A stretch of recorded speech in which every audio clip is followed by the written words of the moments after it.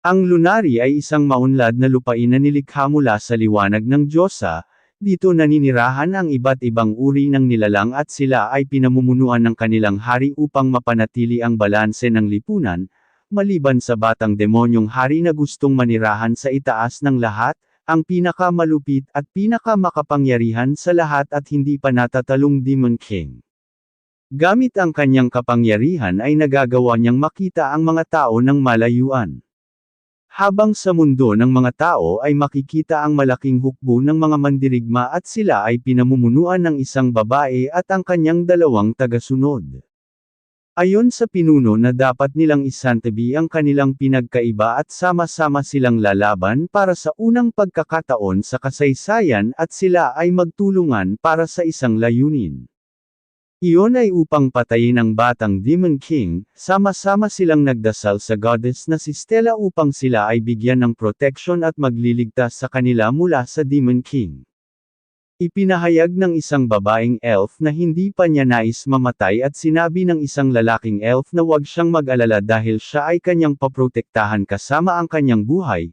Sinabi ng isang lalaki na ang bilang ng mga adventures na naroon ay nakakamangha sa dami, dagdag pa niya na siguradong walang paraan upang manalo ang Demon King at kanyang itinanong sa kanyang kasama kung siya ay tama. Nang biglang magpakita ang Demon King sa kanilang itaas, nagsimulang magpanik ang mga tao nang makita ang Demon King. Sinabi ng Demon King na silang lahat ay gumagawa sa kanya ng isang pabor sa pamamagitan ng pagtitipon at sa ganoong paraan ay maaari niya silang tapusin ng sabay-sabay. Nagsimulang magtakbuhan ang mga tao at nangangamba sa kanilang buhay. Sila ay nagtataka kung paanong naroon ang Demon King dahil sa kanilang pagkakaalam na malayo ang Demon King Kingdom mula sa kanilang kinaroroonan. Sila ay sumisigaw na tumakbo at tumakas para sa kanilang buhay.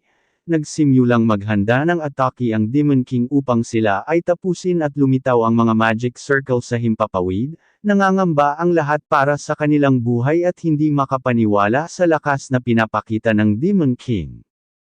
Ayon sa isang human cat na kahit ang kanilang nilalanghap na hangin ay nakaka-suffocate dulot ng kapangyarihan ng Demon King, sinabi din ng isa pang babae na ang magnitude na kapangyarihan na inihahanda ng Demon King ay walang paraan upang sila ay makaligtas. Nang biglang may isang babae ang sumugod patungo sa Demon King at kanyang inihanda ang kanyang skills na may intensyong patayin ang Demon King. Makikita ang paglipad ng mga bloke ng lupa at bato dulot ng kanyang lightning magic at ito ay patungo sa Demon King. Ngunit hindi nakaramdam ng kahit kaunting takot ang Demon King at agad siyang gumawa ng barrier upang hindi siya labis na masaktan mula sa atake ng kanyang kalaban at nang tumama ang atake ng kanyang katunggali ay nagdulot ito ng malakas na pagsabog sa himpapawid, at sa bawat pagsalpukan ng kanilang mga atake ay nagdudulot ito ng mga pagsabog. Nagpatuloy ang kanilang palitan ng atake at sa kanilang huling atake ay nagdulot ng malakas na pagsabog na naging dahilan ng malawakang usok mula sa lupa hanggang himpapawid. Makikita ang Demon King na nanatili sa itaas at ang babae na nasa lupa, bahagyang nasaktan ang babae mula sa kanilang huling atake. Makikita ding nagawa niyang wasakin ang armor ng Demon King. Hindi naman siya makapaniwala na nagawang sirain ng babae ang kanyang depensa gamit ang mahinang uri ng katawan ng mga tao, agad niyang itinanong kung saan nagmamula ang kanyang lakas.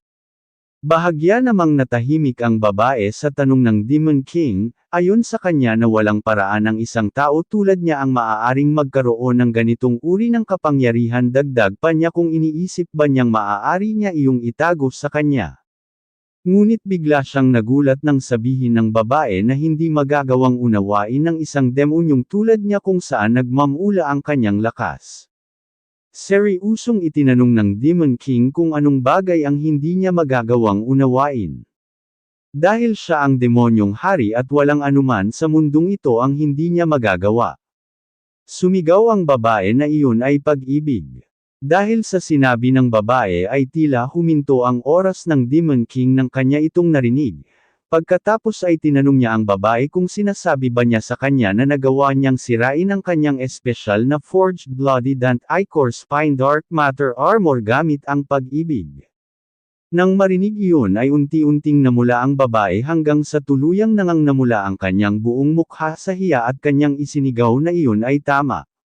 Natahimik ang Demon King hanggang sa siya ay labis na pagpawisan dahil wala siyang kahit anong nalalaman tungkol sa pag-ibig.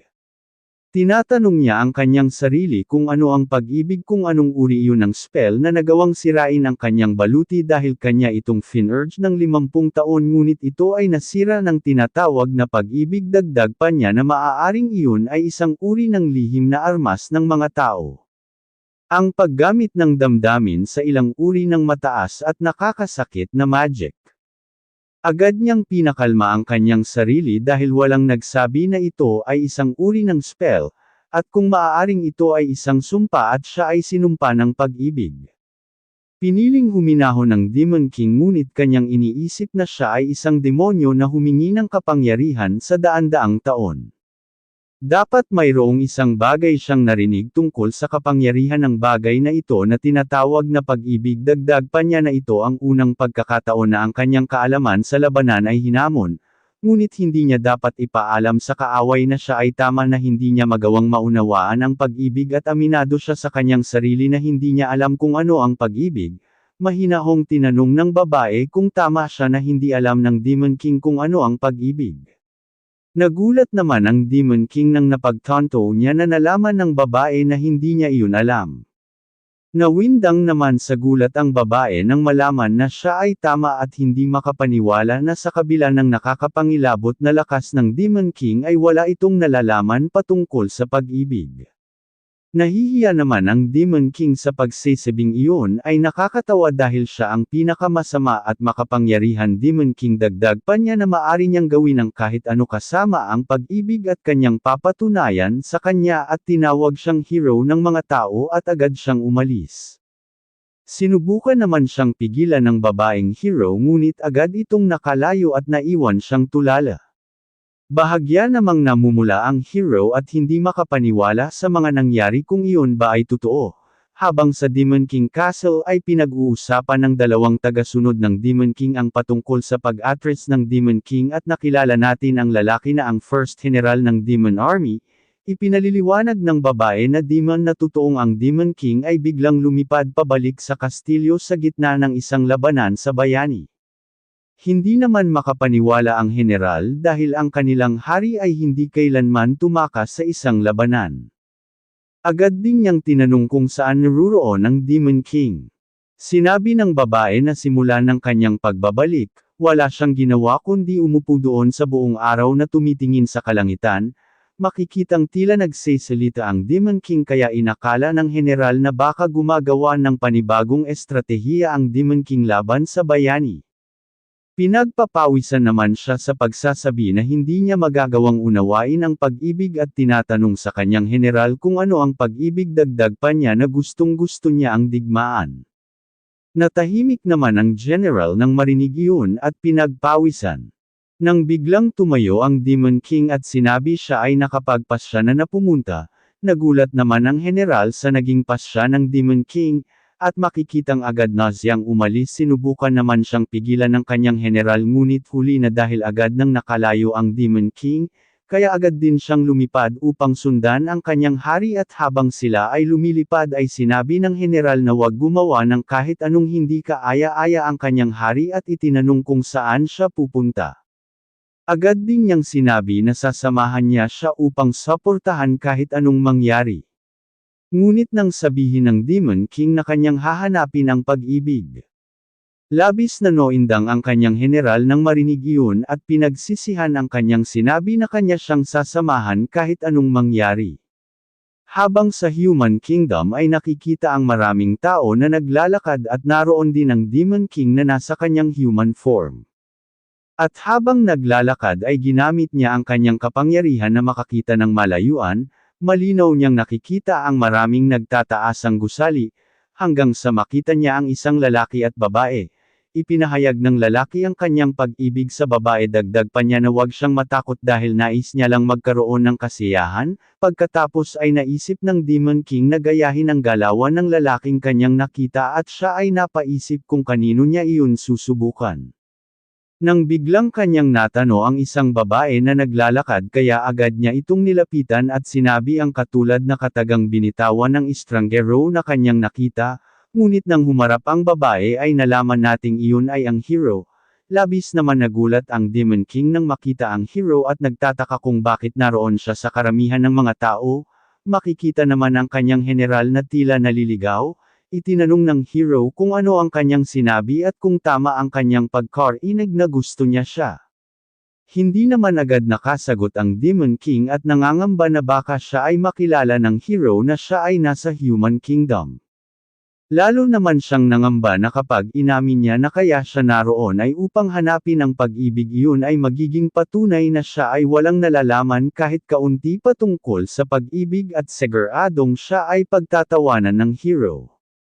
Makikitang umaapoy ang kanyang mga mata habang iniisip na dapat siyang gumawa ng matibay na dahilan tulad ng mga tao. Agad niyang sinabi na gusto niya ang estilo ng kanyang labanan at siya ay kamangha-manghang kung paano maaari siyang lumipat mula sa malapitang laban hanggang sa paputok na magic. Pagkatapos ay inisip niyang siya ay nakagawa ng malakas na alibay, ngunit dahil sa kanyang sinabi ay nag-iba ang ekspresyon ng hero at itinanong niya kung paano niya iyon nalaman. Hanggang sa kanyang mapagtanto ang isang bagay at agad na lumundag papalayo. Sinabi ng hero na mayroon lamang isang tao sa buong mundo na nakakaalam nito. Dahil siya ang nagtulak sa kanya na ilabas ang kanyang buong lakas sa laban at nakumpirma na ang Demon King ang kanyang kaharap. Siya ay nangangamba dahil ipinakita ng Demon King ang kanyang sarili sa karamihan ng tao. Nakilala natin ang Demon King bilang Dazzle.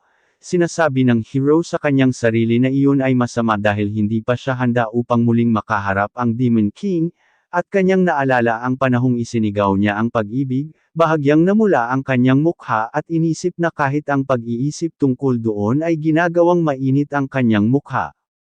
Dagdag pa niya na hindi niya aakalaing magsasabi siya ng isang cheesy line sa totoong buhay at iyon ay nakakahiya. Ayon din sa hero na siya ay nagsanay ng magic, swordsmanship at fighting skills sa kanyang buong buhay upang magawa niya siyang makaharap, ngunit hindi niya nagawang magsanay kung paano makikipag-usap sa Demon King. Nang bigla niyang maisip na baka iyon ay isang bitag, dagdag pa niya na walang paraan na gagawin niya ang mga walang kabuluhang bagay at tulad ng inaasahan.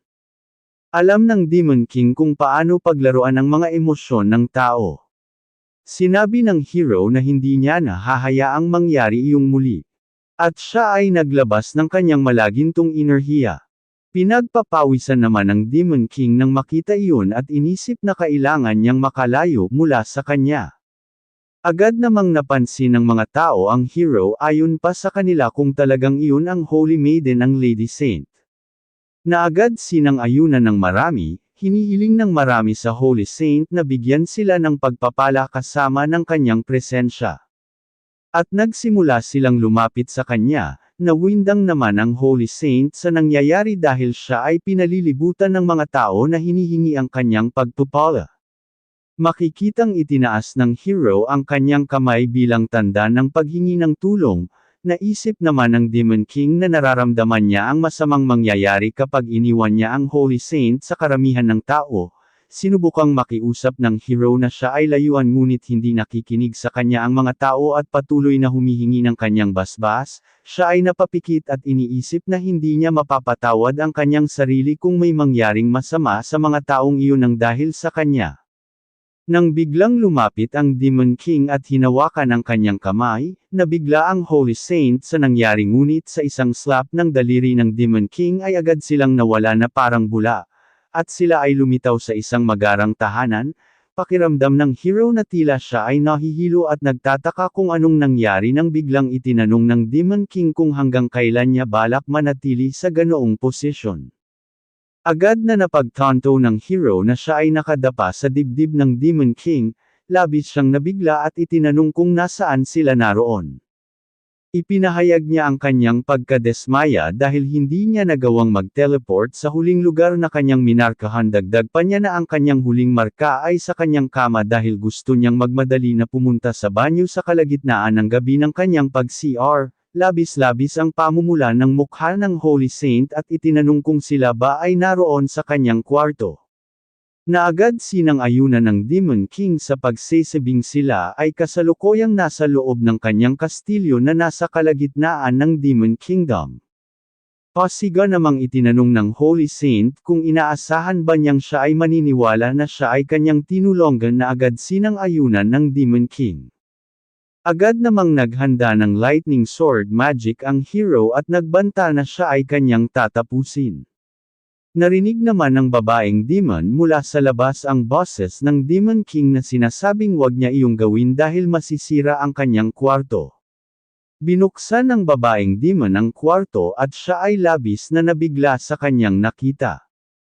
Agad din siyang tumakbo papalabas at pumingi ng tawad sa kanyang hari sa pag-aakalang may ginagawang kababalaghan ang dalawa. Nagtataka naman ang Demon King sa naging asal ng kanyang babaeng taga-sunod, habang sa Human Kingdom ay makikitang nakabalik na ang Holy Saint sa kanyang tirahan at agad na tumungo sa kanyang kama at humiga at habang humihiga ay sinasabi niya sa kanyang sarili na ang Demon King ay kumikilos na tila nais niya ng labanan ngunit hindi niya magawang ilabas ang kanyang espada. At nagtataka kung ano ang totoong layunin niya at kung ito ba ay isa pang panlilin lang. At habang siya ay nakahiga ay naiisip niya ang mga nangyari sa Demon King Castle.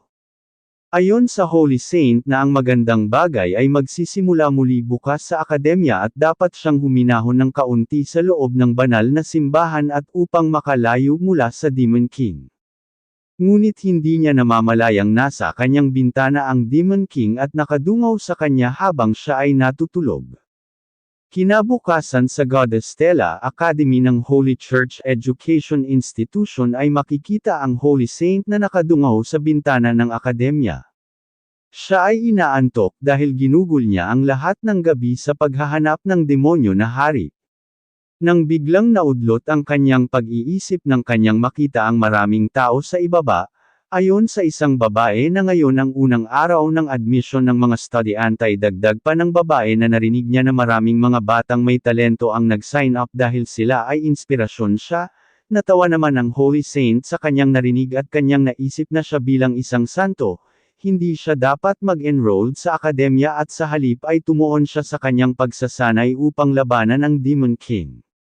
Ngunit kung minsan nais din niyang maramdaman ang pagiging isang normal dagdag pa niya na kanyang tatanungin ang punong pari kung pinapayagan siyang pumunta sa akademi ng banal na simbahan at nang bigla niyang matano mula sa itaas ang Demon King kasama ang kanyang general na naglalakad sa ibaba, siya ay labis na nagtataka kung ano ang ginagawa ng mga iyon sa akademya. Habang naglalakad ay tinanong ng general ang kanyang hari kung bakit hindi nila subukang mag-enroll sa Human Academy. Sinabi ng Demon King na hindi niya sinasadyang narinig ang tungkol sa akademya nang siya ay nagsisiyasat sa paninirahan ng bayani. Hindi naman makapaniwala ang kanyang general nang marinig iyon at kanyang nalaman na nagsisiyasat ang Demon King patungkol sa bayani. Ayon sa Demon King na tama iyon at hindi ito naiiba kaysa sa labanan dagdag pa niya kung gusto niyang magmahal ng mas mahusay kaysa sa kanya.